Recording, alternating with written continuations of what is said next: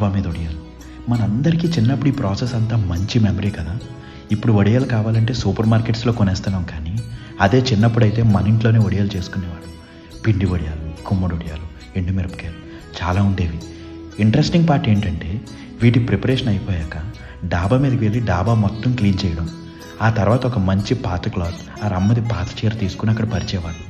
ఇంక అందరం కలిసి ఆ ప్రిపేర్ చేసిన వాటిని పట్టుకుని డాబా మీదకి వెళ్ళి చెరొక గిన్నెలో ఆ పిండి తీసుకుని ఆ పేస్ట్ కొంచెం కొంచెం చేతుల్లోకి తీసుకుని చీర మీద వేసుకుంటూ వెళ్ళేవాళ్ళు. ఈ ప్రాసెస్ నడుస్తున్నంతసేపు అందరం సరదాగా కబుర్లు చెప్పుకుంటూ భలేగా ఉండేది. ఈ ప్రాసెస్ మొత్తం అయిపోయాక మనకు అసలు మ్యూజిక్ స్టార్ట్ అయ్యేది. పెద్దోళ్ళంతా కిందకి వెళ్ళిపోయేవారు. పక్షులు ఏవి ఆ ఒడియాలు తినేయకుండా మనం వాటికి కాపలా. ఎవ్రీ 15 మినిట్స్కి ఒకసారి డాబా మీదకి వెళ్ళి బాగానే ఉన్నాయా, పక్షులు ఏవి తినలేదు కాదని చూసుకుని రావడం. ఇలా రోజంతా పైకి కిందకి తిరగడమే మన పని. ఇంకా వెండిపోయాక మళ్ళీ అందరం కూర్చుని ఆ క్లాత్ మీద నీళ్లు చల్లి ఆ వడియాలన్నీ పక్కకు తీసి అదే రోజు రాత్రి డిన్నర్లో వేయించుకుని తినడం. ఈ ప్రాసెస్ ఇవన్నీ బ్యూటిఫుల్ మెమరీస్ కదా. మీకు ఈ వడియాల మెమరీస్ ఉంటే కామెంట్స్లో షేర్ చేసుకోండి. ఉంటా అండి. ఇట్లు మీరు అలాగే మోయ.